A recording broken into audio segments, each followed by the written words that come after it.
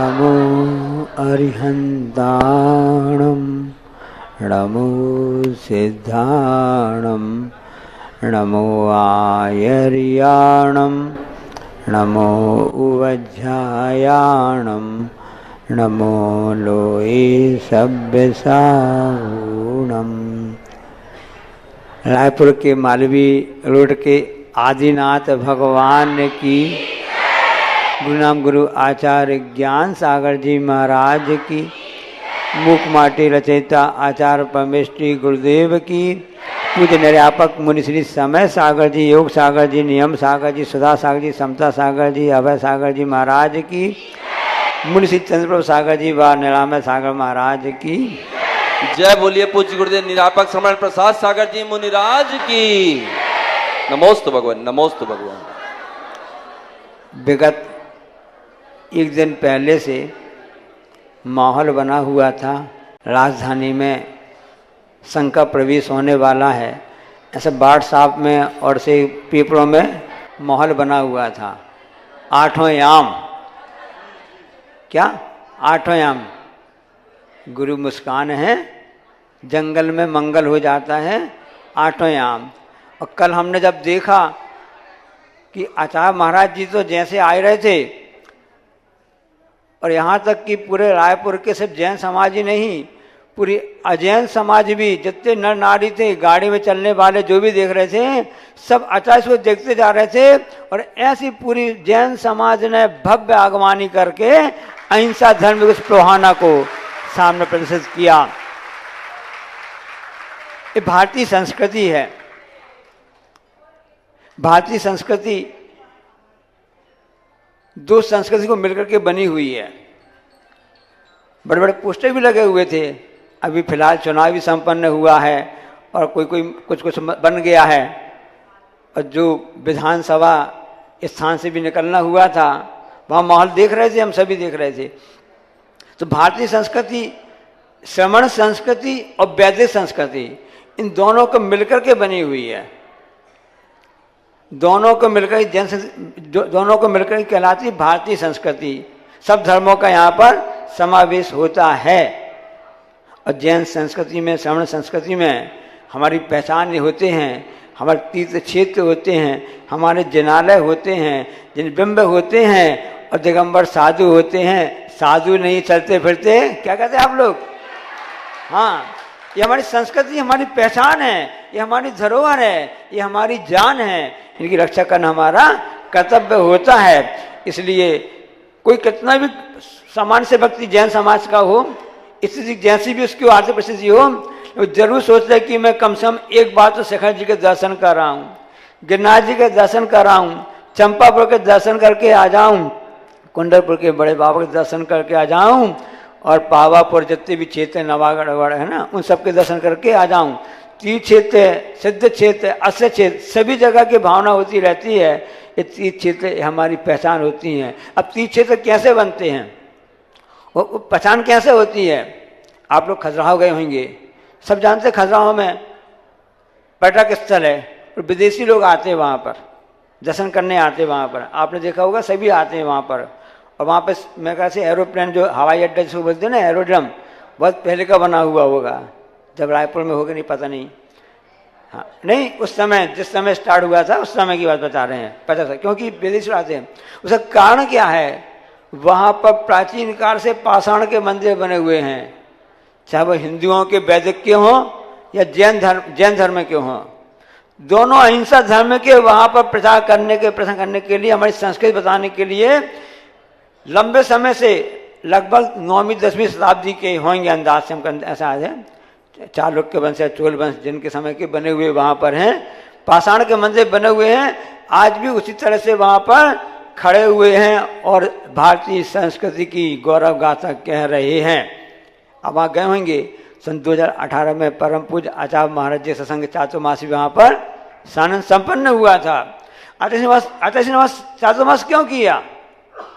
क्योंकि वहाँ प्राचीन संस्कृति है, भारतीय संस्कृति वहाँ पर दिख रही थी। शांतिनाथ जिनालय, आदिनाथ जिनालय और से पार्श्वनाथ जिनालय वहाँ पर बने हुए हैं।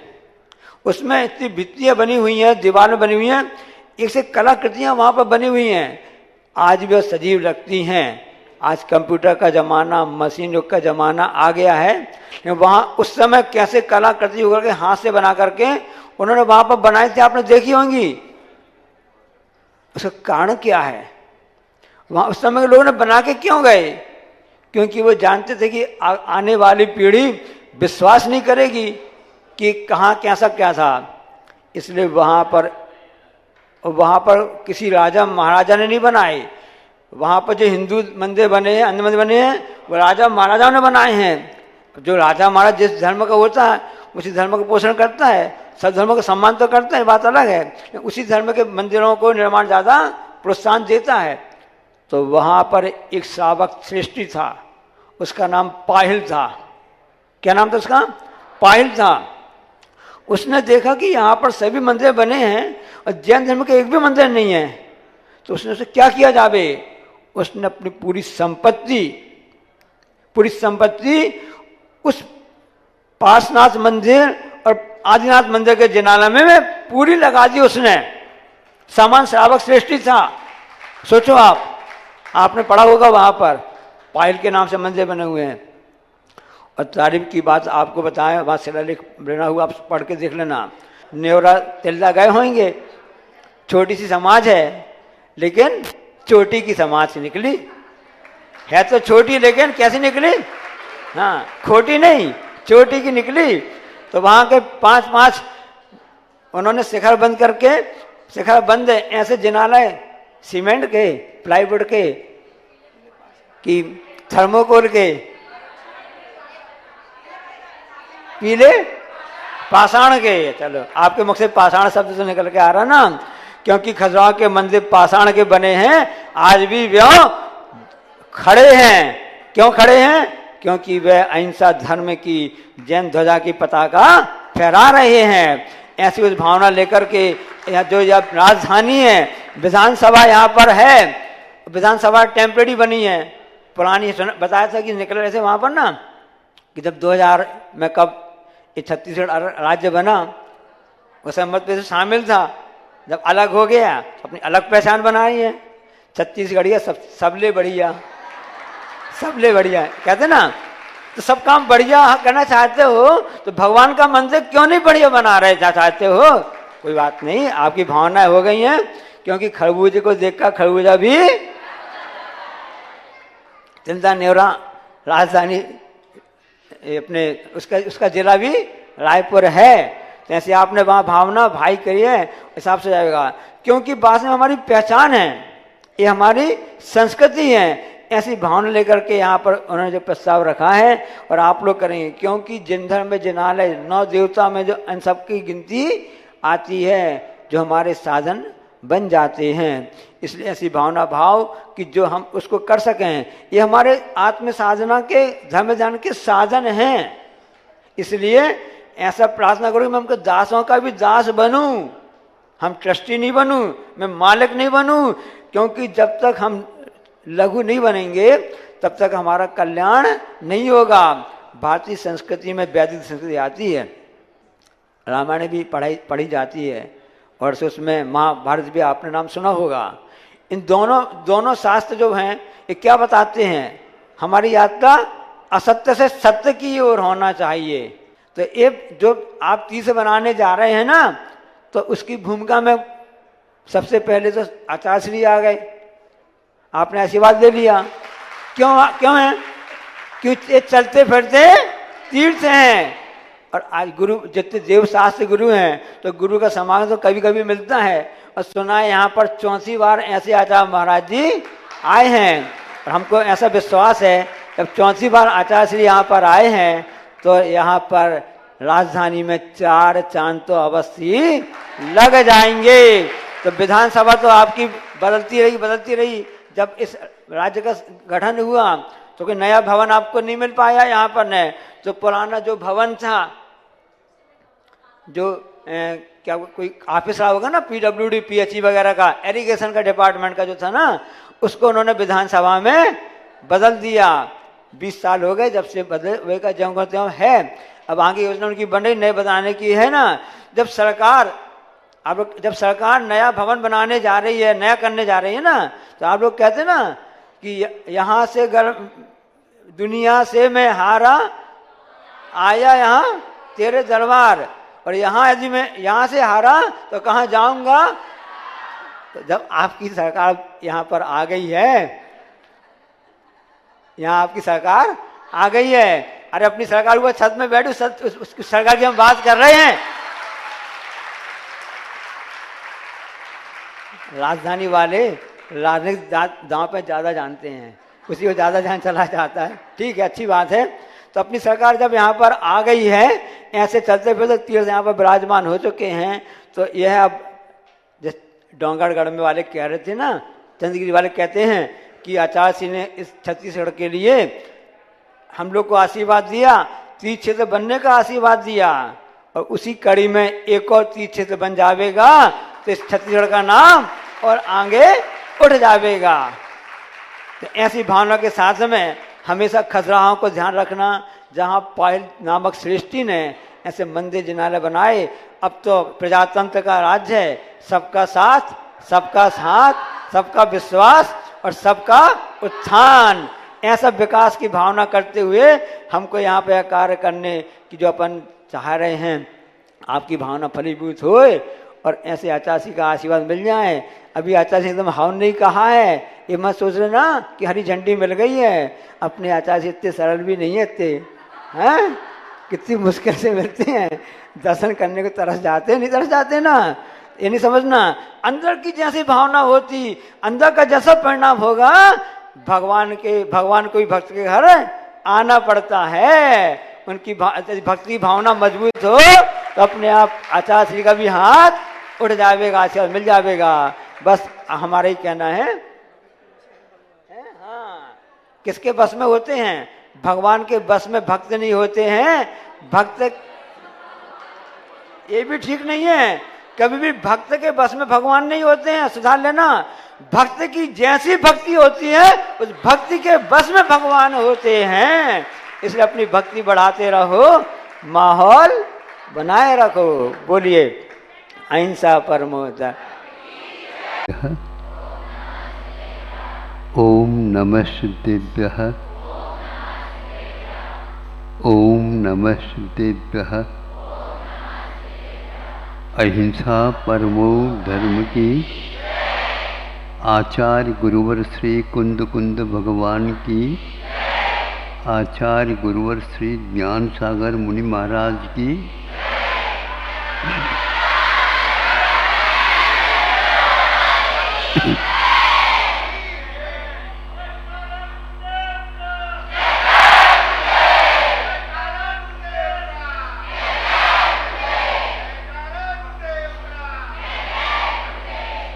सभी लोग एक बार अपने बारी से जय जयकार बोल लिया, प्रवचन पूर्ण हो जाएगा।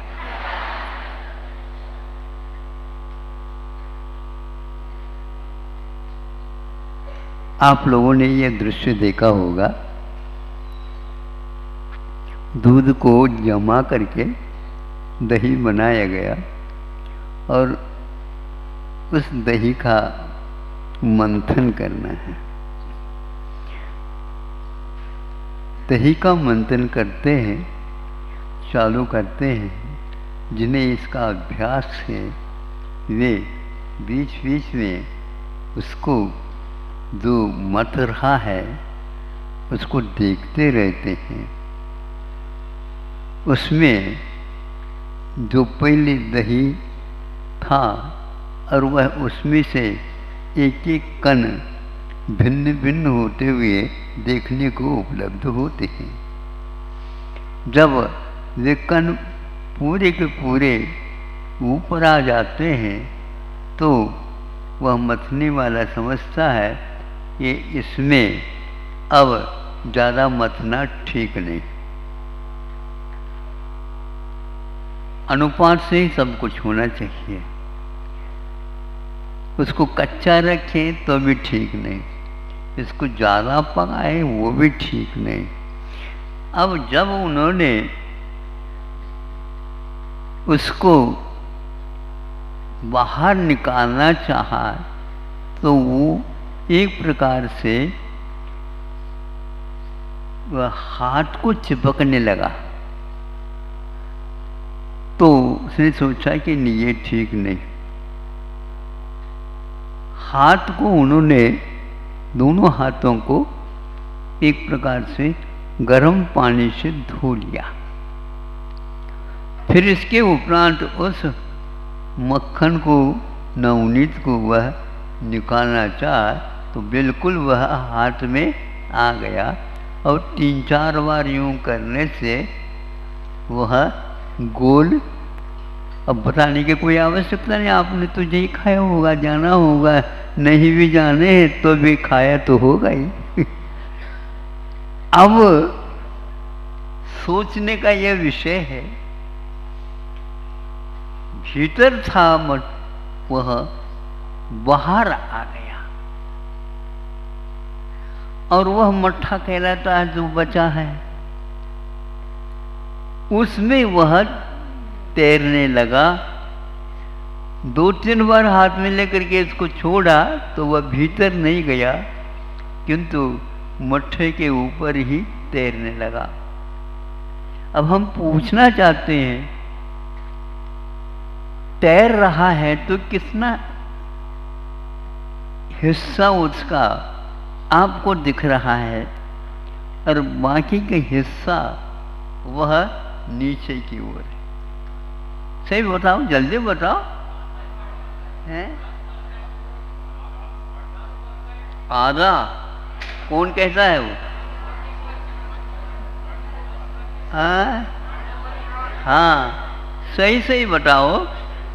हाँ, 1/4, ज़्यादा 1/4।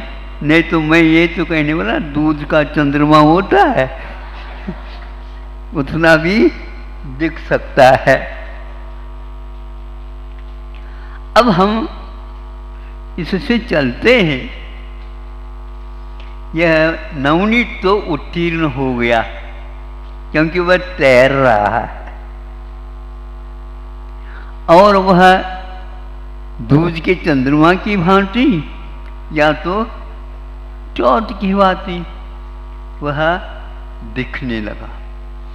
बाकी सब वह नीचे है। क्या जितना जो खुल करके ऊपर आया वह तो अच्छा माना जाए और नीचे का अच्छा नहीं माना जाए। नवनीत में कोई अंतर नहीं है, किंतु तैरने के अपेक्षा से वह इतना हल्का हुआ है, उतना ही तो तैर रहा है। अभी उसमें जो सम्मिश्रण पूरा है उसके कारण वह डूबा हुआ है। अब इसके लिए है तो वो नवनीत, न ही दही है और न ही घी है, किंतु बिचला वह रूप है उसका। यह तो हुआ एक प्रकार से अरहंत परमेष्टि का स्वरूप। अरहंत भगवान तैर तो रहे हैं, लेकिन लोग शिखर तक जाकर के तैर नहीं रहे, बैठ नहीं रहे हो, किंतु बीच में ही तैरते हैं। बिल्कुल ठीक लग रहा है। चलते हैं वहाँ पर भी वो 4 अंगुल ऊपर चलते हैं, इतना ही हो गए हैं। बल्कि यूँ कहना चाहिए वो पैरेलल चले और हम भी उनके साथ साथ 4 अंगुल तो ऊपर है। सेंटीमीटर भी जब उठा नहीं रहे अपने आप को, कितने भारी हैं आप। इसीलिए 4 व्यक्तियों के द्वारा भी ये मोटे ताजे उठने वाले नहीं है। माला फेरते होंगे हम, भारी भरकम ही ठीक है। क्या ये दशा बताओ। आज सिद्ध परमेष्टि के साथ कुछ लोग अपने स्वभाव की तुलना करते हैं। इसको देख करके हमें ऐसा लगता है ये क्या कर रहे हैं। यह एक प्रकार से उनके समान अपने आप को मानना, शक्ति के पीछे से मान लो तो कोई बाधा नहीं, किंतु संवेदन की अपेक्षा से मानते हैं तो यह सिद्ध परमेष्टि का वर्णवाद माना जाएगा। और आत्म तत्व सिद्धांत से बिल्कुल बहिर्मुख हो गया है, ऐसा समझना चाहिए। भले ही बहुवत मनाए या हजारों व्यक्तियों को अपने से जोड़े, इससे कोई मतलब नहीं है। घी तो घी है और नवनीत तो नवनीत है और दूध तो दूध है, किंतु आप दूध को भी सुरक्षित रखते हो तो घी तक यात्रा होने में आपकी पूरी योग्यता आपके पास है। लेकिन दूध को संभल करके उसकी कितनी मर्यादा है ये भी देखना है। फिर बाद में आप उसको जमा भी नहीं सकते, जमाने की भी बातें कर लो, वह जम नहीं सकता। इसलिए आपका सम्यक दर्शन जो होने वाला होनहार है वह त्रियंच अवस्था में जाओ। फिर यदि मान लो एक इंद्रिय भी कम हो जाती है, आप फटा हुआ दूध के समान सम्यक दर्शन के लिए अयोग्य हो जाएंगे। योग्यता का यह अवसर प्राप्त है, इसलिए आपका समय भी हो गया है और बूढ़ी तो नहीं हुई लेकिन थक तो गई है। और आप भी सोचते होंगे हमारा भी पूजन वगैरह सब हो गए हैं, हम अपना अपने काम में लगेंगे, कोई बाधा नहीं। लेकिन दूध को कम से कम मेहरबानी होगी आपकी स्वयं के ऊपर, उसको बचाए रखिए। किंतु उसको ढक करके भी रखोगे उसकी सीमा के बाहर होते ही वह फट ही जाएगा। इसलिए फाड़ो नहीं, बहुत कुछ पुरुषार्थ करके पुण्य करके नर बड़ी यत्न से नर्तन पाए। दौलत राम जी कहते हैं छेड़ाला में बहुत कर्म योग से, बड़ी यत्न से नहीं, ये कर्मों की कृपा आप लोगों के ऊपर हुई है, कर्म योग से नर्तन लहे। दूसरी की ओर मत देखो, इस पर्याय का मूल्य क्या है इसको आंक करके श्रद्धान करके और हमें अपनी यात्रा उस सिद्धत्व की ओर करना है जो अभी अशुद्धत्व हमारे पास विद्यमान है। उसको समाप्त करते करते धीरे धीरे यह अपनाओगे, मनुष्य जीवन में ही ये यात्रा पूर्ण हो सकती है। अधूरा जो है अन्य पर्यायों में रहती है, किंतु कुछ पर्याय तो ऐसी है वो किसी काम के नहीं है। अहिंसा परमो धर्म की